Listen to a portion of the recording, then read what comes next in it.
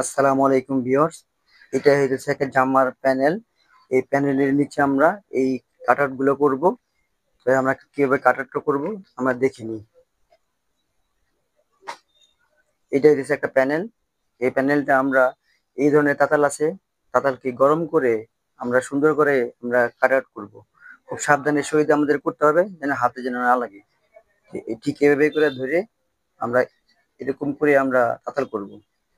তাতালটা করলে কি আপনাদের এই কাজের প্যানেলটা খুব সুন্দরভাবে ফিনিশিং আসবে। তাহলে এখান থেকে আর সুতা বের হবে না। অনেকে আমরা কি করি, এটাকে কেটে আমরা কেচিটা কেটে আমরা ফিনিশিং দিই। কেচিটা কেটে কাটলে তো ফিনিশিং আসে না, বরঞ্চ এখান থেকে সুতা বের হয়।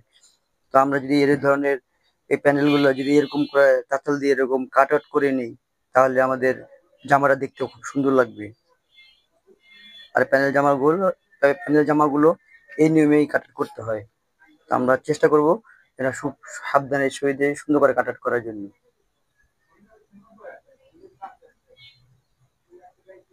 আমরা এরকম করে যদি আমরা কাট আউট করে নিই, আমাদের জামার নিচের প্যানেলগুলো খুব সুন্দর লাগবে করতে লেগে।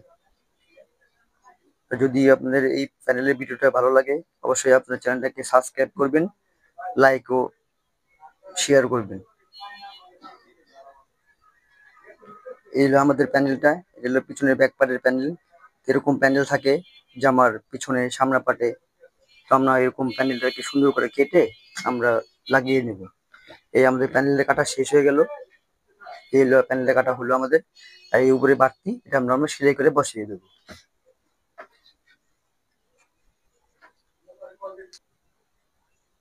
এই আমাদের প্যানেলটা এইভাবে সুন্দর করে বসিয়ে আমরা পিন দিয়ে আটকে দিব। সেলাই করার সময় আমরা সুন্দর করে ধরে আমরা এরকম করে ধরে আমরা বসিয়ে আমরা প্যানেল লাগিয়ে ফেলবো। তাহলে আমাদের জামাটা দেখতে সুন্দর লাগবে। এইটা হাতার প্যানেল, আমরা হাতার প্যানেল এখন কাটবো। সুন্দর করে আমরা কেটে আমরা এরকম করে ফিনিশিং দিব। এই হাতার যে রাউন্ডটা আমরা সুন্দর করে কেটে আমরা ফিনিশিং দিব।